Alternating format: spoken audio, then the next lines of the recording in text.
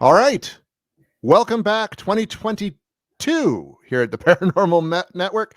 I'm manager Jason Hewlett, along with psychic and co-host Tracy Bach. Tracy, welcome. Happy New Year. Thank you. Happy New Year to you. How, I guess before we get into the meat and potatoes of our conversation, which I think is going to be really interesting, dealing with dreams and dream telepathy, what did you get up to for Christmas, New Year's? It all went well for you?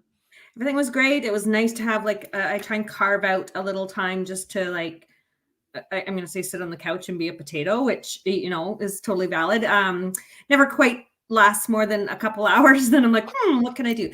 But we did get off to, the family got off to Manning Park, and it would just snowed and snowed and snowed. And so we went skiing, and it was like 2 feet of powder, and obviously you don't get cell service up in that area. And so it was just kind of beautiful. And I have my son home from Chicago. And so it's just nice. It was just beautiful. Yeah. That's brilliant. I want to say hello to Patrick, who's watching from Atlanta. Patrick, Ooh. welcome. We're way in Western Canada, so this is pretty cool to have you here. Hope you enjoy the chat. So let's get into the Tracy. So dreams, right? Everybody dreams. And everybody has different ideas about what dreams are. I mean, psychology, science says that dreams are in REM sleep are our mind's way, our subconscious's way of sorting out whatever the happened in that day or is going on in our life, or helping us figure out issues to resolve them. But I know from my own personal experience, and I'm sure you have too, sometimes a dream feels like more than just a dream. So from your professional standpoint, what do you reckon? And first, we're just going to say hello to Val from Pennsylvania. Welcome, Val. Love it. Dreams are, we do have our everyday dreams that are kind of just processing what's going on in our life in that moment. Maybe not that day, but maybe that month, that kind of themes in our life. And it's kind of processing. And so we'll have dreams like that. But I'm a firm believer that our subconscious, our wise self, so that's kind of the spiritual wise person, that is an aspect of ourself, and our spiritual allies can communicate through dreams, because our consciousness and our ego are at rest in those times. And so they'll often all of those aspects of ourselves that I just spoke about will interrupt or navigate our dreams in order to give us messages in a lot of different ways. And I've been doing a lot of that lately, because I've had some dreams over the course of the years that, like I said, I've had one that definitely felt like a memory. Yeah. That I didn't have with the person, because that person, I never did that together. But it's something that I've paused over the years since I've had that dream, because it was like about 2015, 2016, go, oh yeah, that was a really good time. And then I'm like, that never happened. Right. That was a dream. And so I've been cool is that though? I know, like it's crazy. So would you say then, what is that? Is that tapping into a subconscious wish, or is that tapping into like a past life? Like, I know this, we're getting into pretty woo territory with that. But. Yeah. Well, it would be up for you to decide, because I feel like we know the answer. Patrick, yay, me too. He's had one of those too, Patrick. Often repeating dreams are ones that the first time we have it feels familiar or like a memory. And just the way you explained it is perfect. So for me, from a professional standpoint, I would say that's a past life dream. That is something where you're still you, and but it's almost like it's I've been here before, almost that deja vu of the sleep, right? I'm living this again, and the external components might change, but it's that sense of familiarity, and I remember doing this. And you probably weren't Jason at the time, but my soul remembers having this experience before. So cool. It was, and I know I kind of gone and researched dreams like that before, and there's different interpretations, right, that you can take from things that happen in a dream. Like if it's in a school, it means this and that. What do you reckon about being psychic? What do you think about that kind of symbolism, or like, would that be symbolism if it was a memory, or what? It could be symbolism. It definitely could be. But I feel like the first part of dream interpretation, or sort of figuring out dream work, I'll call it, figuring out is what it means to you. Mm-hmm. And so if it does feel like it's a memory, it's a memory. It's that feeling in the body. So it'll be like, did I wake up from this dream feeling scared, comforted? What emotions were my first initial wake up? And yours was familiarity, memory. And so, okay, now that's our first step. Okay, there's a memory here. Then you start to ask yourself, okay, here's all the components that were in the dream. What do they mean to me? Is this any part of my life that I can remember? And so typically when all those answers are no, other than it feels like a memory, it's a past life thing. And past life is awesome. Often our past life will bring energy, or will bring old wounds, or will bring beautiful memories as well into our next life. I'm not trying to convince anybody here that they've had past lives, but I know for me, I've had hundreds, and for you, you've had hundreds. So it's bringing an energy from a past life as a soul, bringing it forward. And so that it's also meant to teach you something. So it's either some wisdom you haven't gained, or some peace, beautiful memories from a past life that you're needing in this lifetime, in this moment. Interesting. And anyone out there who's had a dream they want to share, feel comfortable, please leave it in the comment, and we'll say that. And Patrick, if you want to sort of share a bit of that, whatever that dream experience was, please, we'd love to hear that. So when people who then have passed, like, family members, relatives who sort of show up in a dream, Tracy, do you think it's just us remembering them? Or do you think it's them trying to help deliver a message at a time that's needed? Or is it sorting out if it was a tragic death? Do you know what I mean? That it's just kind of trying to sort that out as a person, or them trying to leave a message behind? Yeah, it can be both. It can be both. Typically, if, for instance, if the past loved one died in a sort of traumatic way, or from an illness, they'll have physically looked different. And so if we're dreaming about them in that sort of physical unwell state, it's typically just our fears. It's our grief coming up. But if they're showing up in the best version of themselves, like when they were 30 years old with a full head of hair and this most beautiful physical being, it typically is a message.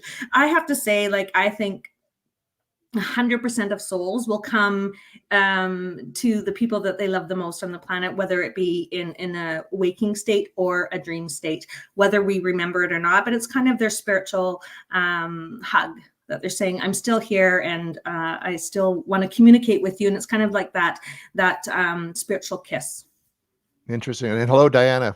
Well, from Honey, we're getting people from all over. This is great. Love it. This is great. And Patrick was saying he was thinking that the dream was trying to teach him something. Totally. And that's, I feel like a lot of the dreams that I have are trying to, like, get a message across, like, hey, smarten up, Yeah, not typically smarten up, but hey, here's some support. Here's some wisdom around what's going on in your life right now. And I think that might be why. And I mean, I don't discount science, because especially in paranormal investigation, I try to take a very scientific approach. You need to count it that way. I think that's why psychologists might interpret it as your dreams helping you sort things out, processing it, but they discount the fact that there could be sort of a supernatural, paranormal element to it, right? Just because they haven't accepted that so far as the norm. Yeah. Well, it is. I think it can be both. I really think it can be both. Like we love to have this duality going on of either or, and it really, really can be both things. Psychology plays an important role, and for me, like, the psychology will be like the images that come up in the dream. So that's the psychology. What does that mean for you in a way, right? So that's where psychology comes in. But definitely, our bodies are meant to be supported. And so if our allies are our wise self, or our ego, or our wounded child, all of those spiritual beings, all of those aspects of ourselves isn't getting through in our daily life because we're too busy, we're too stressed out, we're not connected, all of those things, the best place to send messages of support and love is through a dream. And like you say, and that's because the ego and the other parts of our personality are at rest, right? I know I've been doing a lot of work right now on near-death experiences for an upcoming book that Peter Wren and I are writing. And there's a lot of talk about, to get more enlightened, you need to separate that ego part of your personality, because it's the part that's almost grounding you to earth. Yeah. More than anything, right? And I'm not explaining it well because I'm having an off night, but you know what I mean? Yes. Like ego, and we don't have to separate ego ever. We just have to recognize ego. Like when ego is in the lead. So we can never let ego lead. We just need to recognize, oh, that's the ego part of me. So ego works out of fear, past experiences, all of that kind of stuff. And so we put it in its place, and then we can, for sure. So when ego's not super active, because ego is very much a part of the conscious mind, the rational mind, when that's at rest, then we can really just be open to whatever our dreams are meant to tell us, for sure. And I guess that's why like meditation quite often puts us Mhm. almost into a dreamlike state at times, right? Jumping from almost visual image to visual image. Do you think we can almost enter? Is that like lucid dreaming almost? Do you think, or is that kind of a different thing altogether? I think they're similar. Lucid dreaming is definitely you're in a REM type sleep, and so I don't think I'm not quite sure on this, but I don't think in meditation you reach that REM sort of state. Your brain goes into different waves, lengths obviously in meditation, but I think that REM sleep, so lucid dreaming is just a training of the subconscious to link with the conscious enough that you know that you're dreaming. So there's just a little still connect, so you can actually still be consciously aware of I'm in a dream, and then you can dictate what where you want to go, and what the best wisdom for you is, and how to solve problems. And then we're going to talk about dream telepathy, also maybe answer questions or talk with other beings from long distances through the dream state. Well, it's hard to do, but a couple of times I've been able to kind of re-enter a dream. Like I had a dream that was quite upsetting, so I woke up. I was like, no, I can't leave that unfinished. Like, it was almost like I had to get back inside and know how it ended. And I've been able Yeah. to do that. So I guess that's kind of like the opposite. Like you're lucid returning to a dream kind Yeah. of state, right? But actually able to interact with it in some way. Yeah, love it. Yeah. That was And pretty it cool. happened. I think most people have had moments of lucid dreaming that they knew they were in a dream, but to control it is a beautiful talent, and something I haven't quite mastered yet. But there's a component of, we can talk about astral traveling, but dreams in themselves are such a beautiful place for the physical human ego conscious part of ourselves to really relax into getting the wisdom from the universe, from the soul, from our spiritual allies in a really relaxed sort of passive way. Because like you say, ego is so active in our daily lives, we all won't consider ourselves psychic. And so to be able to tap into that wisdom that psychics do sort of in their waking state, if we can do that in our dream state, it's awesome. I agree. Before we get into dream telepathy, which I find fascinating, Renee brings up something interesting about. She brings up extraterrestrials and aliens, and I know there's the old hag story as well. So it's that sleep paralysis experience. Yeah. Here, and I know there's a huge debate between people saying, yes, you're being visited by aliens or some demon in your sleep, or it's just that sleep paralysis. You're trapped between your mind's awake, but your body's asleep. What are your thoughts on that? Like, as someone who is a psychic. Yeah, I think it's kind of both. So I do think aliens or extraterrestrials or interdimensional beings could create in us a sleep paralysis state. I mean, let's be honest here. We're not the most highly evolved beings in the universe, I'm sure. So there would be, I think that could be definitely part of it, because the last thing an interdimensional or extraterrestrial being would want to do is wake us up and not have us sleep paralyzed and have us swinging and potentially hurting them or whatever, which, the fight, flight, or freeze instinct of the human being. But we've all had, it's up for debate. I feel like we've all had moments of sleep paralysis. I mean, that's a biological component of sleep, is that we actually are in a moment of paralysis. And it is a component of kind of lucid dreaming mixed up with the getting into the REM sleep as well. So demons. We've talked about demons here before. Yeah, you know how I them, feel about the D word is not my favorite topic, nor do I necessarily believe in that. So no, and that's where I struggle with kind of that concept as well. Although I've had very terrifying experiences in that, not so much aliens, but just of something in the house and that kind of feeling, right? And it's hard to completely discount it that you were just imagining that, because it's so similar to everybody else's experience. It's the same. Yeah. You know what I mean? Yeah. I would never want to discount anybody's experience. And if abductees and experiencers and all of those people are being induced into sleep paralysis in order for the beings to interact with them, I wholeheartedly believe that. I haven't experienced it myself. Interesting. So let's talk dream telepathy. Okay. If we can. So from my understanding, this is the ability to communicate with someone else via your dreams. Yeah. That's kind of my understanding. So two people are asleep. They're not even in the same place. They sort of somehow communicate with each other at the same time through dreaming. Is that how you understand it as well? Like, yeah, there's two different sort of definitions of it. One is one person would be, and they've done studies about this, they've put people into REM sleep in kind of a state of sort of lucid dreaming, and ask them questions, and mostly mathematical questions, 2 + 2, and they had been instructed and trained to move their eyes a certain number of times to answer the question, and so they've had that that ability to, people were in dream state and having dreams and still being able to answer the questions. Yes, so basically dream telepathy would be not necessarily two people dreaming at the same time and communicating, but definitely across distances in the dream state having a communication. So I know for me, for instance, I've had dreams about people in my life, and I call them up and be like, oh my God, I had the funniest dream about you. And they'll be like, I had the same exact dream. interesting. So that's happened on more than one occasion. And so it's like, oh, okay, so we're communicating, or we're astral traveling, or we're, whatever, we're getting wisdom together as souls. The other part is, just being able to communicate in that dream state. So whether you're both asleep or one is awake over distances. I think that's pretty wild. Like, for that to be possible, right? And it almost ties into remote viewing. Yes. Kind of, right? Which is a topic we've just got here. Being there from LaDonna, been there, done that, lived that. My dad told me not supposed to do that, meaning dreaming about family that has passed and talking to them.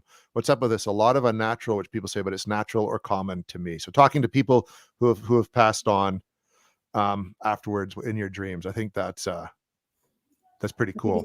It's pretty beautiful. And whether or not you're supposed to, I guess, is more of a, maybe it's a familial type of rule or a societal rule, but we are beings meant to have an interaction and have a relationship with the people we love the most, even after death.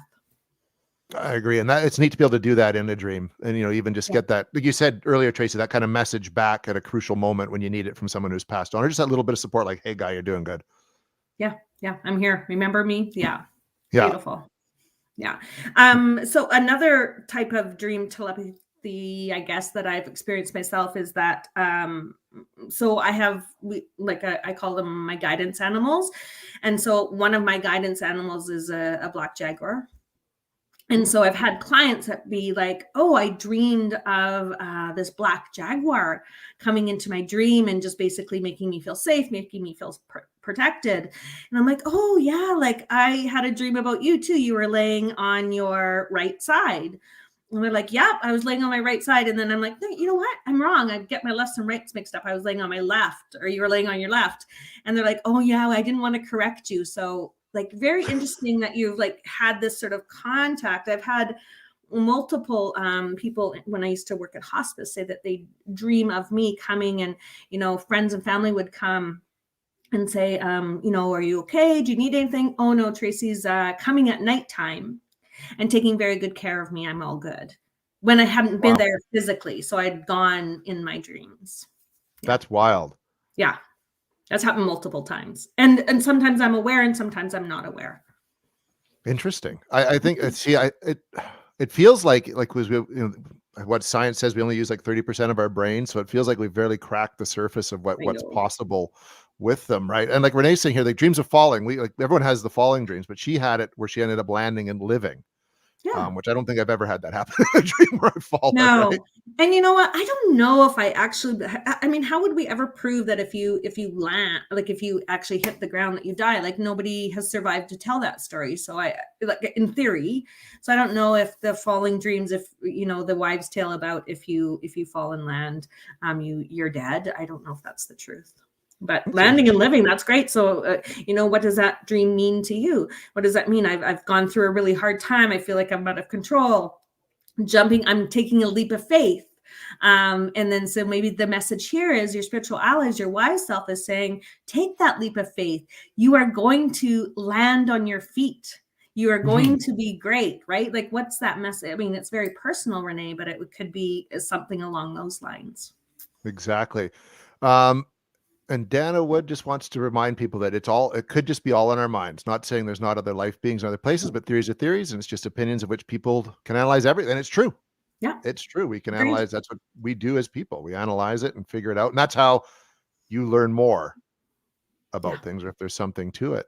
So yeah, remote viewing. Want to jump back into remote viewing before we run out of time? And knows that. How does, from your understanding, how does remote viewing, and this is something like CIA's done, governments did during the 60s, during the Cold War, and it's documented.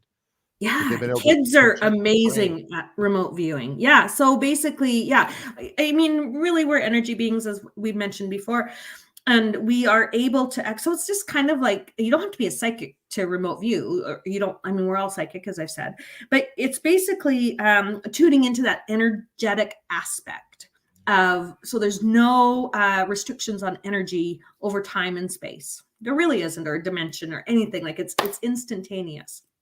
So a remote viewing would be just tuning into the energy of whatever coordinates, whatever person, whatever that is. And it's almost like a clairvoyance. It's, some people think that you are astral traveling, and it could be. I don't do a lot of remote viewing. It has happened on occasion, but it's not part of my practice. And so that the part of the soul, or part of the wise self, the subconscious, removes astral travels out of the body and goes to that physical site, in a split second, as we can do because we're energy beings, and is able to, it's almost like a lucid dreaming too, and then be able to document all the things that they see. It's amazing. Like I'm blown away by people that can just drop into it like that. It takes a different level of consciousness, for sure. If we want to believe our team skeptic and composer Sean, he can actually remote view a little bit. He can go by people's houses and see inside their living rooms without looking. Mm-hmm. You know what I mean? He can just do that. So it's funny because he's our skeptic, but he can do that. See, I always think the ones with the most, maybe the most connected, or sometimes the most skeptical as well, because it's like, well, it doesn't feel supernatural to them. It just feels like kind of normal, natural. Yeah. And so, yeah. I'm going to say that to him next time I see him and see how he reacts. One, I guess, bit I want to get into just here before we wrap it up, Tracy, is sort of nightmares. Yeah. The concept where they come from. Before that, like, Renee's continuing her dream about where she fell and landed. Yeah. It was traced by villains, and then she fell back asleep when the enemies were shooting at her. But this time I took over the dream and killed everybody with my bare hands. Love it. You're amazing. What a superpower. Yeah. And so, it's all very symbolic and metaphoric. Like, I'm going to have haters when I'm taking this leap of faith. So maybe you're going through, like, maybe your allies were saying, hey, look, this change in life, not everybody's going to support. You're going to have your people that don't support it. Take that leap of faith anyway. You're still going to get sort of energetically attacked or gossiped about, or whatever the things are. You're going to be okay. You're a strong woman, and go with that way. I don't know what it means specifically, but it would be very interesting to really dig into that dream. Absolutely. My favorite thing to do. I had dreams for years where I'd be chased by Michael Myers from the Halloween movies, and he'd always kill me. And after several years of it, in the dream, I finally got tired, and he came up and he tried to kill me, and I pulled out a pin and blew us both up, and never had a Michael Myers dream again. So that's the closest I've come to being able to do that. So that's funny. End of those. So yeah, to end on nightmares. Yeah. Now, nightmares, I mean, again, psychology and science, they're just a sorting out of emotions, but in a very disturbing way. Yeah. Right? What are your thoughts on the nightmare scenario? I feel like nightmares are exactly that. They're ways of playing out your deepest fears. They're just symbolic things of like what is buried deep, maybe old traumas and old wounds in a symbolic way. But it really is that subconscious trying to bring it to the surface to release it in a way. And it's just really like, if you're in a place where you're not feeling super connected or not feeling super positive in your life, this is just I really do feel like this is just the psychology of it is I'm just playing out my deepest fears in life. It can also be, if it doesn't feel symbolic, it can also be a past life thing. And so often we will dream about a past life where we've died in a traumatic way, because trauma is a lot easier to bring to a new life than joy. When we move from life to life. So it could be a releasing of that, or an acknowledging or wisdom around the last life where it felt very traumatic or very scary.